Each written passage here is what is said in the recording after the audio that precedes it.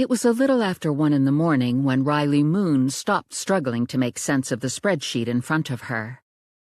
She scraped her chair back from her desk, stood, and gave up a sigh. She was in a small room in a large mansion in Washington, D.C., and was surrounded by boxes, laundry hampers, and black garbage bags filled with official papers.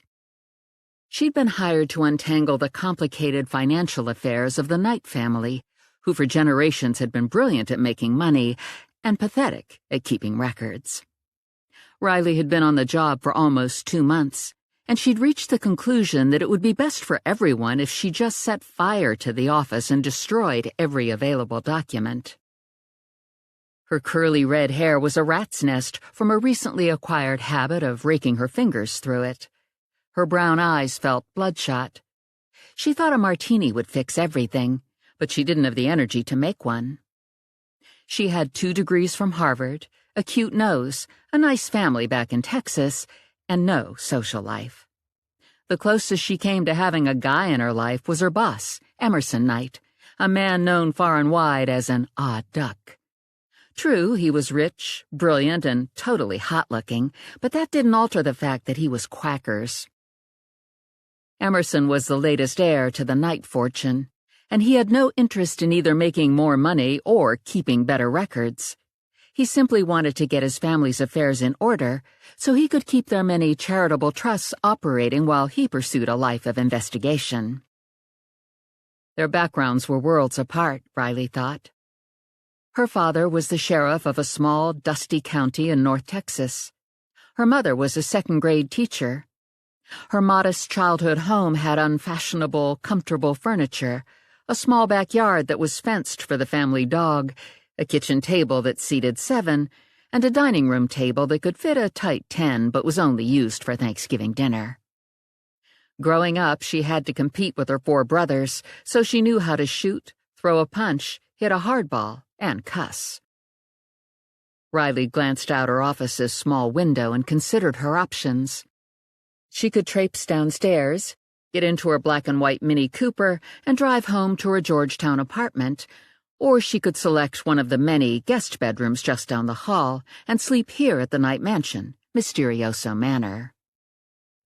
"The answer is obvious," Emerson said, standing in shadow on the far side of the room.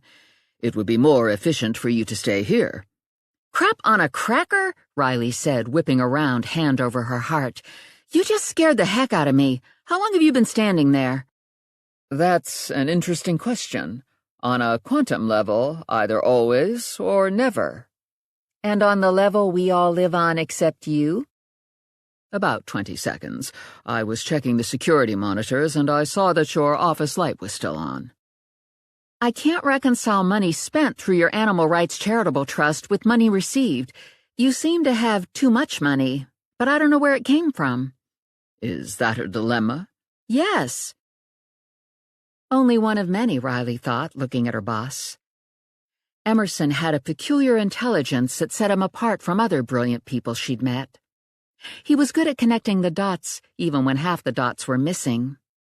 Unfortunately, he was also a charmingly annoying enigma with the right combination of charisma and resourcefulness to convince her of just about anything. And if that wasn't enough of a problem, he looked like a model for a romance novel cover. He was 6 feet 2 inches tall with a lot of wavy black hair, smoldering dark eyes, and a hard-muscled, lean body. The dark hair and eyes were inherited from his Spanish mother. The muscle was the result of years of martial arts practice. Riley agreed with Emerson that it would be more efficient for her to spend the night here. Problem was, the guest rooms were creepy. In fact, the whole mansion was creepy.